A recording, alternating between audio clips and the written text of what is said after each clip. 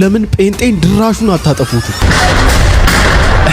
ይሄ የሆነ ያለው በመሃል አዲስ አበባ 2049 መሆኑ ነው። የአገሪቷን መርገም የሚሰብር የወጣት ማዕት አላያችሁማ? ይሄም ማዕፀን ልጅ ይወልዳል፣ መርገም ለልጅ ልጆቻቸው ያወርሳሉ። ድል ለጌታ መስገድ እንጂ ቤተ እምነትን ማውደም አይደለም።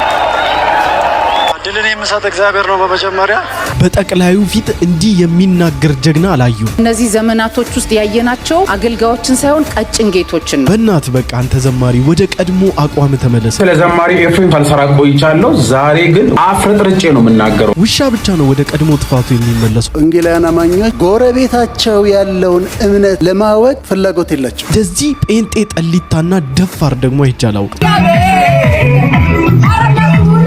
ነገር ግን እግዚአብሔር በምሕረቱ ባለጠጋ ስለሆነ ምሕረቱ ብዙ ነው፣ ምሕረቱ ብዙ ነው፣ ብዙ ነው፣ ብዙ ነው፣ ምሕረቱ ብዙ ነው፣ ብዙ ነው። ሰላም ሰላም፣ እንዴት ናችሁ? እኔ ወንድማችሁ ጂኒ ቤሪያው ነኝ። እንደተለመዱ በአስተማሪ ቪዲዮዎች ሰዓትና ጊዜን ጠብቄ ከች ብዬላችኋለሁ። መኖሪያ ቤትና የንግድ ሱቆችን መግዛት ይፈልጋሉ? እንግዲያውስ ቴምር ፕሮፐርቲስ ከ8 በላይ ሳይቶችን ሰርቶ አስረክበዋል። አሁን ደግሞ ለእናንተ በዚህ መልኩ አዘጋጅቶ እየጠበቃችሁ ነው። በእርግጠኝነት አብዛኛው ነዋሪ የአዋሬ ትዝታ አለበት። አዋሬ ዛሬም ከትላንቱ ይበልጥ አሸብርቃለች። ድርጅታችን ቴምር ሪል ስቴት ደግሞ በሰዎች ይሁንታና ፍላጎት ከባለ 1 እስከ ባለ 3 መኝታ አፓርትመንቶችን ወይንም ከ121 እስከ 127 ካሬ አፓርታማዎችን አቀርበንልዎታል። ያውም በአንዴ ለሚከፍሉ ደንበኞቻችን የ30 በመቶ ልዩ ቅናሽ አድርገን በግንባታ መሰረት ለምትከፍሉ ቅድመ ክፍያ 20 በመቶ ብቻ በመክፈል መግዛት ይችላሉ። እኛን ከሌሎቹ የሚለየን ከተዋዋሉ በኋላ ምንም አይነት ጭማሪ የማንጨምር በመሆኑ ነው። ይህንን ስንለዎት ደግሞ በቃል ብቻ አይደለም፣ በግልጽም ውላችን ላይ የተቀመጠ ነው። ልብ ይበሉ። ባህር ማዶ ለምትኖሩ ህጋዊ ወኪል ከሌሎት ያሉበት ድረስ በዲኤችኤል እንልካለን። ለቢሮና ሳይት ጉብኝት በ0955 27 7474 ይደውሉ። ቴምር ፕሮፐርቲስ። በዚህ መብራት ነው። አረ በስመ አብ ምንድነው? ምን እየሆኑ ነው ያሉት? ይሄ የምትመለከቱት ነገር አንድን ቤተክርስቲያን ሰዎች ሲያወድሙ ነው የሚታየው። ነገር ግን በጣም አሳዛኝ ነገር ምንድነው? ይሄ የሆነ ያለው በመሃል አዲስ አበባ 2049 መሆኑ ነው። እንዴ መሃል አዲስ አበባ የሚኖር ነዋሪ፣ የሰለጠነ ነዋሪ የሚባል እኔ በጣም በሚደንቅ ሁኔታ ከኔ ሃይማኖት በቀር ሌላ ሃይማኖት በዚህ ስፍራ ሊኖር አይገባም ብሎ በደቦ ወጥቶ አንድ ቤተክርስቲያን ያወድማል ማለት ነው። ደግሞ እኮ በቅርብ ጊዜ ውስጥ ከአንድም 2-3 የተለያዩ እምነቶች በሆነ አካባቢ መኖር አልቻልንም፣ በሃይማኖታችን ብቻ እየተሰደድን ነው፣ እየሞትን ነው፣ እየተገደልን ነው ብለው የሚጮሁ ሰዎች ሌሎችን ሰዎች በተመሳሳይ መልኩ ለመጨቆን ሲሞክሩ መመልከት በጣም ያሳዝናል። በዚህም ደግሞ የወንጌላውያን አማኞች ካውንስል ህጋዊ እርምጃ እንፈልጋለን ብሏል። በነገራችን ላይ ህጋዊ እርምጃ፣ የህግ የበላይነትን የሚያሳይ እርምጃ ይህንን ባደረጉ ሰዎች ላይ በጣም ሊደረግ ይገባል የሚል ብርቱ የሆነ ነገር ይዞ መጥቷል። በዚህ ደግሞ ልናመሰግናቸው ይገባል። እኔ በጣም ነው የሚገርመኝ። አዲስ አበባ መሃል የሚኖር እንደዚህ አይነት ሐሳብ ያለው ሰው አለ ማለት ነው። በጣም ያሳፍራል። እኛ እኮ በዙሪያችን መስጊድ አለ፣ በዙሪያችን ቤተክርስቲያን አለ፣ ቅዳሴ ሁሌ እንሰማለን፣ ከሌሊት ጀምሮ እንሰማለን፣ አዛን እንሰማለን። እንኖራለን። ምንድነው ችግሩ? የወንጌላውያን አማኞች በሳምንት 1 ቀን ወይም 2 ቀን ተሰባስበው ማምለካቸው ደምህ እንዲፈላ ቤተክርስቲያንን ቃል ለማውደም የሚያስነሳ ነገር ምንድነው? በባለፉት 2 ሳምንታት በአርሲ አካባቢ እንዲሁም ደግሞ በተለያዩ አካባቢዎች ላይ በኦርቶዶክሳውያን ወገኖቻችን ላይ እንዲሁም በሙስሊም ወገኖቻችንም ላይ እየደረሰ ስላለው ጥቃትና በኦርቶዶክሳውያን ወገኖቻችን ደግሞ በቤተክርስቲያኒቷ ላይ እየደረሰ ስላለው ነገር ድምጽ ሆኜ ባለውበት ሲቹዌሽን እንደዚህ አይነት ጸያፍ ነገር በመሃል አዲስ አበባ ውስጥ ደግሞ መልሶ ማየት እጅግ በጣም አስነዋሪና የሚያሳፍር ነገር ነው። አንድ ነገር በዚህ አጋጣሚ ምነግራችሁ ይሄን ነገር ድምጽ እንድትሆኑ ኤክስፔክት ማደርገው ኢቭን ኦርቶዶክሳውያንና ሙስሊሞችንም ጭምር ነው። ምክንያቱም ይሄ ሰብአዊነት የጎደለው ኢሰብአዊ ተግባር ነውና እጅግ በጣም ጸያፍና ቆሻሻ የሆነ ስራ ነውና በጣም አዝነናል። ብዙዎቻቸው እንግዲህ በዚህ ነገር ላይ ሐሳብ አስተያየታቸውን እየሰነዘሩና ማዘናቸውን እየገለጹ ይገኛሉ። አሁን ይሄም ማዕፀን ልጅ ይወልዳል፣ ደግሞ እናቶች ናቸው። እጅግ በጣም ያሳፍራል። እነኚህም እናቶች ተብለው ይጠራሉ። በጣም ሾርት ሚሞሪ ስለሆናችሁ ነው እንጂ ከሁለት ሳምንት በፊት ነበር አርሲ ወንበር አውጥቶ እየሰበበ ነደደ እያላችሁ የነበራችሁት። ሶሪ ጂሰስ በመሃል ከተማ በአዲስ አበባ ደግሞ ቤተክርስቲያን እያወደማችሁ ነው ያላችሁት። መጋቢ በጋሻው ከይኑን እየነገራችሁ አሳፋሪ ሻሸመኔ ነደደች ምትለው አርሲ ነደደች ምትለው ቤተክርስቲያን ተቃጠለ ምትለው አንተ ምን ሰርተ ነው? ምን ዘርተ ነው ደግሞ ይሄን እያጨርክ ያለው? አሁን የተረዳሁት እግዚአብሔር ምስክሬ ነው። እነኚህ ማህፀኖች የሚያፈሯቸው ልጆች ይሄንኑ የዘሩትን እናትና አባቶቻቸው የዘሩትን በእነኚህ ማህፀኖች የሚወለዱ ልጆች ያጥሉታል። ጉንፋን ይዞኛል ለበፊቱ ቦልዶኝና ሆቶኝ መናገር አልቻልኩኝምና በጣም ነው ከፋኝ፣ በጣም ነው ያዘንኩት። እግዚአብሔር በሚያውቀው ነው ብላችሁ በጣም ነው ልቤ የተሰበረው። ለቀጣዩ ጄኔሬሽን መርዝና መራርነትን መረንነትን ለማስተላለፍ እየፈለጉ እንደሆነ ምንም ሊገባኝ አልቻለም። አብዛኛውን እናቶች አይታችኋቸው ከሆነ ተኝተው በተነሱበት ቢጃማቸው ወጥተው ነው ከቤተ ክርስቲያኒቷ ውስጥ ወንበር እያወጡ እየሰባበሩና እያደቀቁ በር እየፈለቀቁ ቆርቆሮ እየደረማመሱ የነበረው አድፍጠው ይሰባብሩታል። አይገርማችሁም? በጌታ በኢየሱስ ይዋቸው እናቶች ናቸው። ተኝተው አድሮበት በተነሱት ቢጃማቸው ነው ወጥተው እየገነዳደሱ ያሉት የአንድን የአማኞችን መሰብሰቢያ። እንዴት ልብ ይሰብራል! እንዴት ያማል! በጌታ በኢየሱስ ስም The Kingdom of Heaven Ambassadors ይላል ኢንተርናሽናል ቸርች ይላል። ምንም ይሁን ምን ከኢንተርናሽናል ቸርቾች ጋራ ከምናምን ከሚኒስትሪ ቸርቾች ጋራ ህብረት ባይኖረንም በወንጌላውያን አማኞች ላይ በምትሰነዝሩት ቡጢና በምታደርጉት ነገር ግን ከናንተ ጋር ልናብር አንችልም። እናንተ ዛሬ ማንም ሰው በነገራችን ላይ እናንተ በምትፈልጉትና በምትሄዱት አካሄድ መሄድ አቅቶት አይደለም። በነገራችን ላይ ስፔሻሊ ወንጌላውያን አማኞች ለዘመናት ስታደርሱባቸው የነበራችሁት በደል በቃኝ ማለት ስላቃታቸው አይደለም። እግዚአብሔር መራርነትንና በቀልን ስላላስተማረን ነው። ከምንም በላይ ልብ የሚሰብረው እናቶችና አባቶች፣ ወጣቶች እንኳን ኢሞሽናል ሊሆኑ ይችላሉ። ወጣቶችን ያረጋጋሉ፣ ወደ እሳት እየሮጡ ያሉ ትውልድን ያረጋጋሉ ብለን ያላቸው አንሰው ሲታዩ ማለት ይሄ እጅግ በጣም የሚያሳፍር ነገር ነው። ጉልበትን ካሜራማናችን ያሳየናል። ተንበርክከ ሙሉ ሜዳውን እየሄድክ ነበርና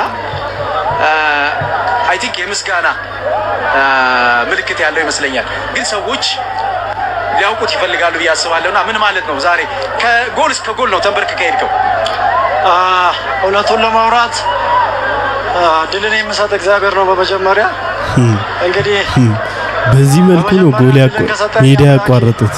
በአደባባይ ፊት ካስደሰትከኝ በአደባባይ ፊት አመሰግናለሁ። በህዝብ ፊት ብዬው ነበር ቃል ገብቼለት ያንን ቃሌን ነው ፈጸምኩለት። ይገባዋልና በሰላም በጤና ያደረሰን አምላክ ለዚህ ውጤት እንድንመቃ ረዳን እሱ ነውና እግዚአብሔርን በጣም ነው ማመሰግነው። በተደረገ የእግር ኳስ ውድድር ወይም ደግሞ የእግር ኳስ ማች ነበርና በዚህ መሃል ይህ ወንድማችንና ወንድሞቹ ድልን ከነሱ በኋላ ከጎል እስከ ጎል ከጫፍ እስከ ጫፍ ተንበርክከው በእጃቸው መጽሐፍ ቅዱስን ይዘው በዚህ መልኩ ከጎል ጫፍ ጀምሮ እስከ ላይኛው ጎል ጫፍ ድረስ እየሄዱ አምላካቸውን ሲያመሰግኑ አምላካቸውን ከፍ ሲያደርጉ ድልን ያቀዳጃቸውን ጌታ ከፍ ከፍ ሲያደርጉ ነበርና በኢየሱስ ክርስቶስ ስም እንዴት የታደለ ወጣት ነው! እንዴት ነው ግን የታደለው ወጣቶችዬ! ሃሌሉያ! ኢየሱስ ጌታ ነው። እነሱ ተንበርክከው ሄደውታል፣ ሙሉውን ጨርሶታል። እኛ አይተን እንጨርሰዋለን። ክብር ለኢየሱስ ይሁንለት። ባይብል በእጁ ላይ ይዟል። ደግሞ እየጸለዩ እያመሰገኑ ነው። ምን እያሉ እንደሆነ ግን ብሰማ ደስ ይለኝ ነበር። ሃሌሉያ! ክብር ለኢየሱስ ይሁንለት። ክብር ለታረደው በግ ኢየሱስ ክርስቶስ ይሁንለት። ይህ ትውልድ በሚያገኘው ድል መሃል በሚያጣው ማጣት መሃል አምላኩን ስም እንደ መጎናጸፊያ እንደ መከላከያ የአምላኩን ስም ከፊት ለፊት ይዞ የወጣን ትውልድና ጄኔሬሽን የምታመክን ይመስልሃል? መሰብሰቢያ አዳራሹን ስላቃጠልክና ስላፈረስክበት ይህ እውነት የገባው ወጣት ኢየሱስ ክርስቶስን ከማምለክ ወደ ኋላ ሚል ይመስላል? ሞኝነታችሁ ነው እንጂ ሞኝነታችሁ አላስተዋይነታችሁ ነው እንጂ እንደው ይህን ወጣት ይህ ወንጌል የገባው ወንጌል የበራለትን ወጣት ወደ ኋላ እንዲያፈገፍግ የምታደርጉት ይመስላችኋል? እንደው አባቶች እዛ አካባቢ ቤተክርስቲያኒቷን ለማውደም ሲተጣጣሩ የነበራችሁ ቤተክርስቲያኒቷን ስታፈራርሱ ወንበሩን አውጥታችሁ ስትከሰክሱ የነበራችሁ እናንተ ነውረኞች ይህንን ስታዩ ይህንን ወጣት ስታዩ እነኚህን በወንጌል ልባቸው የጀገነው ወጣት ስታዩ እንዴት ተሸማቀቁና እንዴት ታፍሩ ይሁን? ልጆቻችሁስ አድገው ልጆቻችሁስ ቦታ ይዘው ነገ ይህንን ቪዲዮ ሲያዩበት እንዴት በእናንተ ይሸማቀቁባችሁ ይሁን? ጌታ ኢየሱስ ክርስቶስ የልቦናችሁን አይኖች ያብራላችሁ። ለኛ የበራልን ብርሃን ይብራላችሁ። ለኛ የተገለጠልን የክርስቶስ እውነት ይገለጥላችሁ። ከናንተ ጋራ በስጋ አይደለም ግብግብ ውስጥ ምንገባው በውስጣችሁ አድሮ ክፋትንና ነውርን የሚያለማምዳችሁን የአውሬውን መንፈስ ግን እየተቃወምን ከላያችሁም ላይ እየመታን ነፃ ወጣችሁ ከኛ ጋራ አምላካችሁን ሰርቭ ታደርጋላችሁ። እሺ ጆን ዳንኤልና ቤታዮ አስነካው። ጆን ዳንኤል ምንድነው? አራንቻ ነክ እግዚአብሔር ባለጌ አስተሪየት ባለጌ ይቅርታ ጋይስ አስተሪየት ታላቁም ነገሮችን የመጀመሪያው ጆን ዳንኤል ያን ያህል ጥፋቱ አይታየኝም። አስቦበት ሆን ብሎ ምናምን አይደለም ያደረገው መሰለው። ከዛን ተነስቶ ሊጨፍር ሞከረ። ሰው ይጨፍር ስለመሰለው ማለት ምን ልላችሁ መሰላችሁ?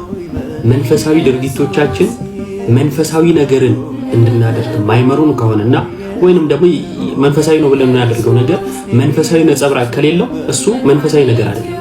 ለዛ ነው ዓለምን አትምሰሉ የተባለ። ዓለምን መስለን ሰውን ወደ ዓለማዊነት ስለምንስበው ማለት ነውና መንፈሳዊ የሆኑ ነገሮቻችን ነፍሳችን የምትረጋጋበት መንፈሳችን የሚሰክንበት መሆን አለበት።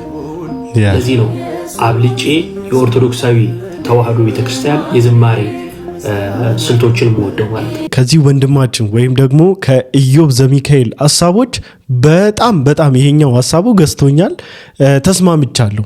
መዝሙር ኢሞሽናችሁን የሚቀሰቅስ ከሆነ ያ መዝሙር አይደለም፣ ለአምላክም የሚደረግ መስዋዕት አይደለም። ተነስቶ ወደ መጨፈር ውስጥ የገባው የሙዚቃው ምቱ መዝሙር አልመሰለውም። እርግጥ እኔ ቺቺካ ምናምን አይነት ዝማሬዎችን ብዙም ፋናቸው አይደለሁም፣ ብዙ አዳማጭ አይደለሁም። እኔ በጣም የተረጋጉ ምናምን ሪያላይዝ እያደረኩ መዘምራቸው ዝማሬዎች በጣም ብዙ ጊዜ ይገዙኛል። እንደዚህ አይነት ነገሮችን ወዳለሁኝና ለዛም ይመስለኛል ይሄ ወንድማችን እርግጥ ያሉ ምናምን የኦርቶዶክስ ምናምን ቅኝት ያለባቸው አይነት ዝማሬዎች የሚገዙትና ሁላችንም የራሳችን የዝማሬ ፍሌቨሮች አሉ። ነክሸሊ ይሄን ብዬ ስላችሁ እናንተ የምትወዱትን እየተቃወምኩባችሁ አይደለም።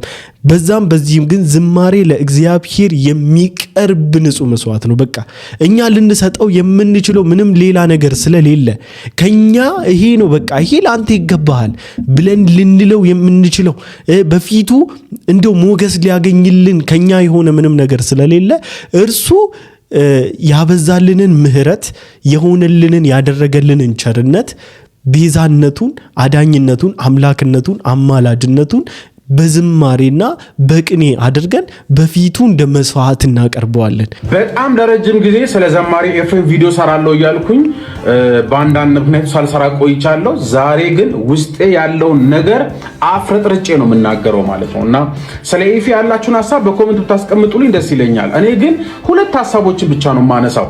የመጀመሪያው ኤፍሬም አለሙ በወንጌላውያን አማኞች የዝማሬ አገልግሎት በቃ ማንም ሰው ያልሰራውን ፈርቀዳጅ ሆኖ አድርጓል። ምን ማለት ነው? መዝሙር ከኤፍሬም በፊትና ከኤፍሬም በኋላ እስከሚባል ድረስ ቀድሞ የነበሩት አዝማች ቁጥርና አድርገው የሚሰሩበት ጊዜ ኤፍሬም በአንድ መዝሙር ውስጥ ብቻ በርካታ ዜማዎችን በርካታ ቁጥሮችን በቃ የተለያየ ዳይቨርሲቲ እንዲኖር ያደረገ በጣም ድንቅ ዘማሪ ነው።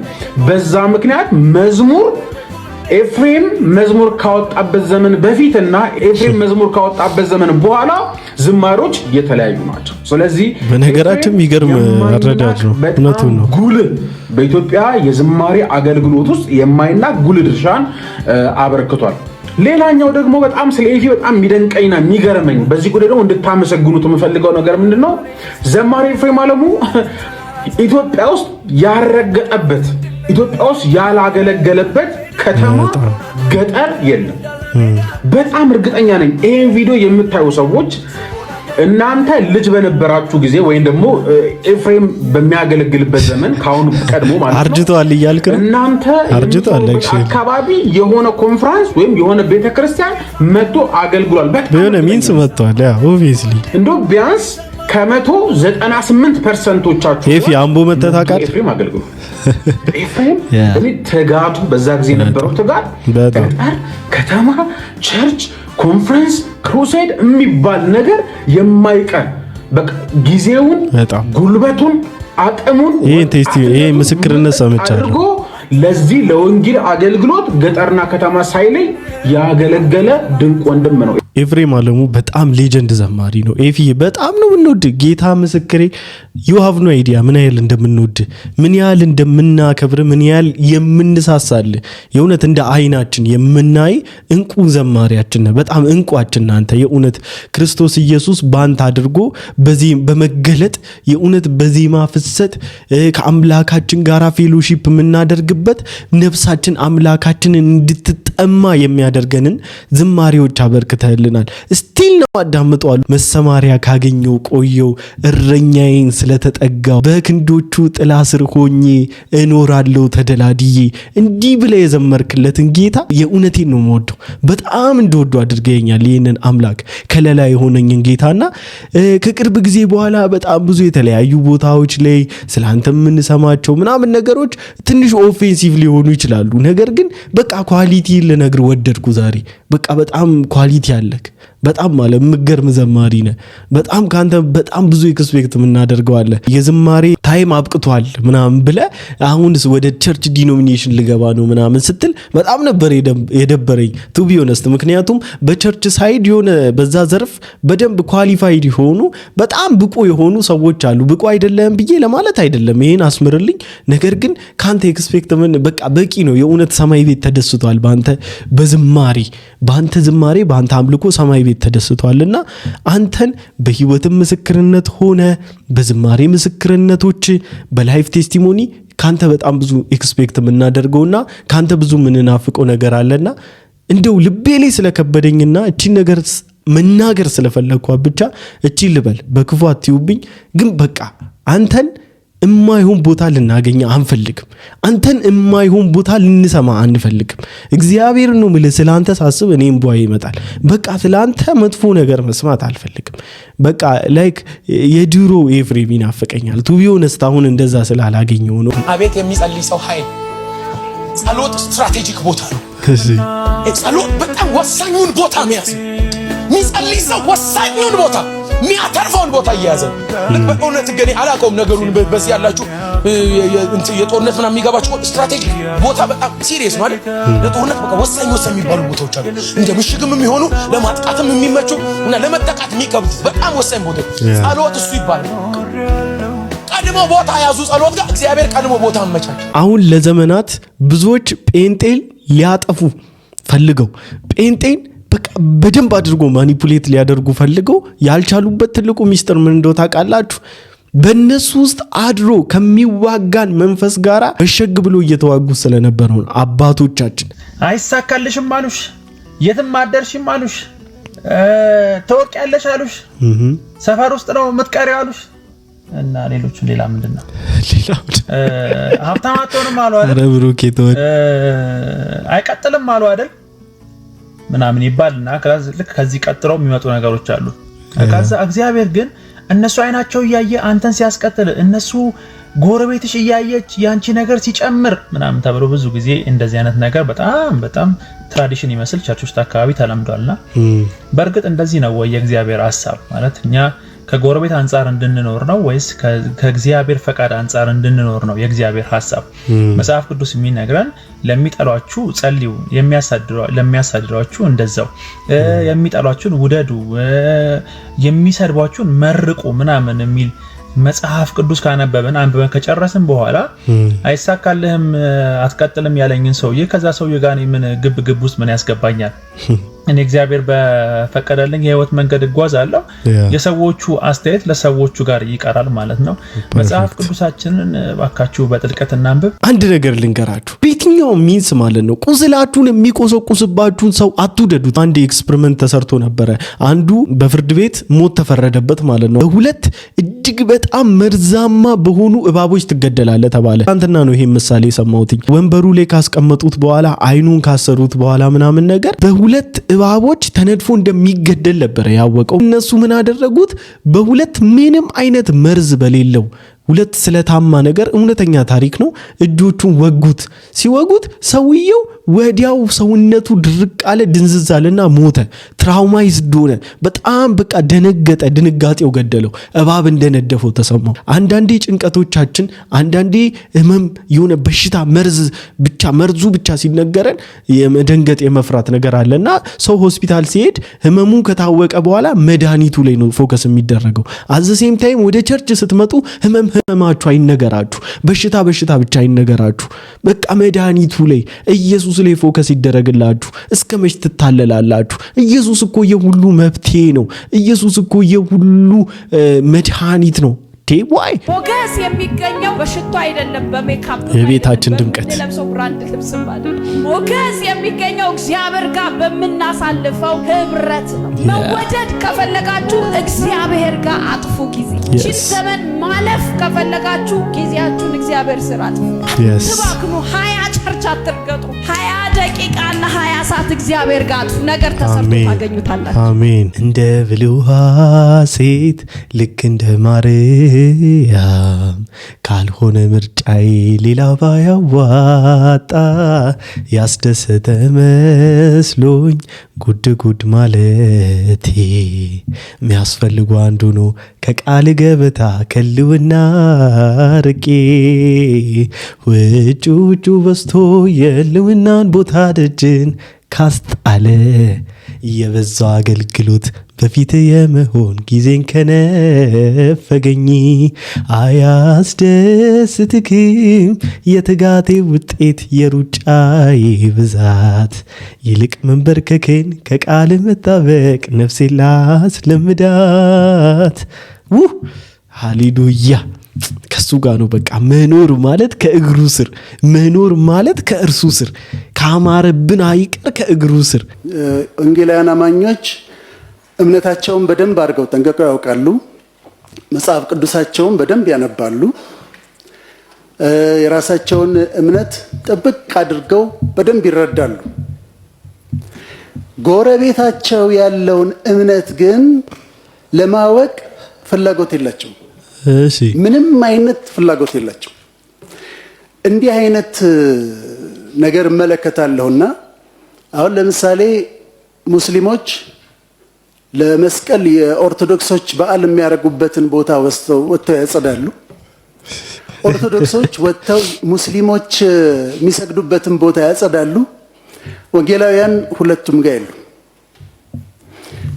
አንድ ሰው ከዚህ እምነት ወጣ ብሎ ስለሌላ እምነት አንብቦ አንድ መልካም ነገር ከተናገረ ወዮለት። ከምሩ ነው እንደዚህ የሚያወራው? ከልቡ ነው? ግን ምን ማለት ነው?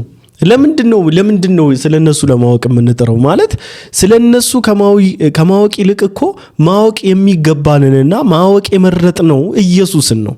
ስለ ሃይማኖት ፋይንድ አውት ዲግ አውት ማድረግ አይደለም ትልቁ ኤማችን በዚህ ምድር ላይ ለመከባበርና ሪስፔክት ለመደራረግ ከሆነ እነሱ ጋር ሄደን ነገሮችን ማገላበጥ አይጠበቅብንም። ሰው ስለሆንን ብቻ ሁማኒቲ ያስገድደናል እንድንከባበርና ሪስፔክት እንድናደርግ የነሱን ክብረ በዓላት፣ የነሱን አካሄዶች፣ የነሱን በዓላት ሪስፔክት እንድናደርግላቸው በዚህ በኩል መንገድ ሊዘጋ ስለሚችል ነገ በዛ ተጠቀሙ ሲባል ዱይቱ ሪስፔክት በጣም ደስ ይያለን አንደኛው መንገድ እንጠቀማለን። በዚህ ጋር ስግደት አለ የሙስሊሞች ሲባል መንገድ ቀይሰን እንሄዳለን በተፈቀዱልን ቦታዎች እንኳን ለመሄድ ማለት ነው። አንለስ አዘርዋይስ ግን ከነሱ ጋር ወጥቶ ማጽዳት ምናምን ነሰሰሪ ላይሆንም ይችላል። አንደኛ በሃይማኖት ደረጃ እማልደግፈውን አንድ ተቋም በምንም አይነት መልኩ አምልኮክ ልክ ነው ቀጥል ብዬ ቦታ ልጠርግለት አልችልም። ሄዶ የሚሰግድለት ለየትኛው አካል እንደሆነ ባላመንኩበት ሲቹዌሽን ውስጥ ሄጄ ቦታ ላጸዳለት አልችልም። ይሄ ማለት ዲስሪስፔክት ወይም ደግሞ ክብር የሌለኝ ሰው ስለሆንኩ እነሱን ስለማልወዳቸው አይደለም። ይልቁንስ ቢመጡና እኔ ያለሁበት ቦታ መጥቶ ሰግዶ ቢያመሰግኑና ከኔ ጋር ቢያመልኩ ደስ ይለኛል። ይሄ ትህትና አይደለም ባይዘው ይሄ ማሽቃበጥና ማሸርገድ ነው ይባሉ። ይሄን እንደዛ ልወስደው አልችልም። ከዛ ባለፈ ግን ለኦርቶዶክሳውያን ወይም ስለ ሙስሊሞች ቆንጆ ነገር ወይም ደግሞ ቆንጆ ሳይዳቸውን ተናገረ ማለት በወንጌላውያን አማኞች ምንም የሚደርስበት ቅጥቀጣም ሆነ ምንም አይነት ነገር አለ ብዬ አላስብም። እንደዛ የሚያደርጉ ሰዎች እጅግ በጣም የተሳሳቱና እጅግ በጣም ልክ ያልሰሩ ሰዎች ናቸው። ኑሯቸው የታመመ ሰዎች በቃ ሌላ ማድረግ ባንችል እግዚአብሔር ወይ ተመልከተን እያልን እናለቅስ ነበረ። አንዳንድ ጊዜ ጧት ባስ እንጠብቅ፣ እስካሁንም ባስ ነው የምንጠብቀው። ባስ ስንጠብቅ ራሳቸውን በጣም በከፍታ ከመስቀላቸው የተነሳ ሰው መሆናቸውን እስክንጠራጠር ወይንም ደግሞ ከመላእክት አንዱ እስኪመስሉን ድረስ ደርሰዋልና በእውነት ያንን የኢየሱስ ክርስቶስን ክቡር የአገልጋይነት ህይወት የምናይበትን ምሳሌነት ያለውን ህይወት ባንተ ውስጥ ስላየን እግዚአብሔርን በጣም አድርገን ነው የምናመሰግነው። ከእንግዲህ ወዲህ ምን እናድርግ የሚለውን ነገር ባነሳ ደስ ይለኛል። ምክንያቱም መጽሐፍ ቅዱስ ከእንግዲህ ወዲህ ምን እናድርግ ነው እንጂ የባለፈውን ነገር አይደለም ብቻ የሚያወራው። ምን እናድርግ ከእንግዲህ ወዲህ ነህምያ ከእንግዲህ ወዲህ መሳለቂያ እንዳንሆን ምን እናድርግ አለ። አንዱ የምናደርገው ነገር ብዬ ማስበው የማይጠቅሙ መድኃኒተኞች ከመሆን እንድንወጣ ነው። ርዕሱም ባለ መድኃኒቱ የራስን ፈውስ ነው። ከርዕሱ በመነሳት ራስን አድን ነው። በጣም የምንወደው ወንድማችን ንጉሴ ቡልቻ አንድ ጊዜ አንድ ነገር ተናገረ። ጨው አልጫ ቢሆን በምን ይጣፍጣል? ድንጋይ ነው ብለው አውጥተው ይጥሉታል አለና በሱ በሚጣፍጥ አማርኛ አንድ ነገር ነው የተናገረው። መንደር ለመንደር የሚንከባለል ድንጋይ ይሆናል አለ። ስለዚህ መንደር ለመንደር የምንከባለል ድንጋዮች ከመሆን ወጥተን የምንጠቅም ድንጋዮች ወይንም ለውጥ የምናመጣ ጨዎች ለመሆን ነውና በእውነት በሰፊ ልብ እንድትታገሰን ነው ምለምነው። ምክንያቱም ጌታችን ኢየሱስ ክርስቶስ 3 ዓመት ተኩል ካስተማረ በኋላ መጨረሻ ላይ ጥያቄያቸው ግራና ቀኝ የመንግስት ጥያቄ ነበረ። የሱ ሐሳብ እሱ አልነበረም። ገና ይገረፋሉ፣ ይሰደዳሉ፣ ይሰቀላሉ፣ ደማቸው ይፈሳል። ነገር ግን የነሱ ጥያቄ ማን ነው ከግራ ማን ነው ከቀኝ ጦርነት ነው። ከመካከላችን ታላቅ ማን ነው ጦርነት ነው። ያው በድፍረትም በግልጽም በመናገር ነው የምታወቀው። አሳዛኙ ነገር ያለፈው 20 ዓመታት ጦርነታችን ታላቅ ማን ነው የሚል ነው። ከመካከላችን ታላቅ ማን ነው የሚበልጥ ማን ነው የሚል ጦርነት ነው ያሳለፍነው እና ጥያቄው እኛ የተጠራነው ለትልቅነት አይደለም ባሪያ ለመሆን ነው። ግን በእነዚህ ዘመናቶች ውስጥ ያየናቸው አገልጋዮችን ሳይሆን ቀጭን ጌቶችን ነው። ስለዚህ እግዚአብሔር ደግሞ የቀጭን ጌቶችን መንፈስ አውርዶልን እታች ዝቅ ብለን ደግሞ እንደገና ባሪያ ሲሆኑ ለማየት ደግሞ እናፍቃለን። እኔ መቼም በራሴ በጣም እድለኛ ነኝ። ሎሌዎች ናቸው፣ የክርስቶስ ልብ ያላቸው አገልጋዮች ናቸው ያሳደጉንና አሁንም ቢሆን ያለ ልብያ ነው። አሁንም ስለነዛ አገልጋዮች እግዚአብሔርን አመሰግናለሁ። ጌታ ኢየሱስ ክርስቶስ ዘመንሽን ይባርኮ። በስመ አብ እንዴት የታደለች እናት ናት። በኢየሱስ ስም በጣም የሆነ ልብ ድንግጥ ትርክክ የሚያደርግ ንግግር ነውና ለፕራይም ሚኒስተር ዶክተር አብይ አህመድ የተላለፈ መልእክት ነው። ወይም ደግሞ እነኚህን እናትና አባቶች የቤተ ክርስቲያን መሪዎችን ሰብስቦ ሲያወያዩ በነበረበት ጊዜ የተናገሩ እናት ናቸውና በኢየሱስ ክርስቶስ ስም ልጆቿ ራሱ ታድለው በጣም ከዚህ በኋላ በጣም ከ5 ደቂቃ በላይ ረዘም ያለ ንግግር አድርጋ ነበረ። ቀንጨብ አድርጌን ያመጣውላችሁ። ማንኛውም ለዛሬ ይዤላችሁ የመጣሁት ቪዲዮ ይሄን ይመስል ነበር። ሁላችሁም እንደተማራችሁበት ቁም ነገርም እንደጨበጣችሁበት ተስፋ አደርጋለሁ።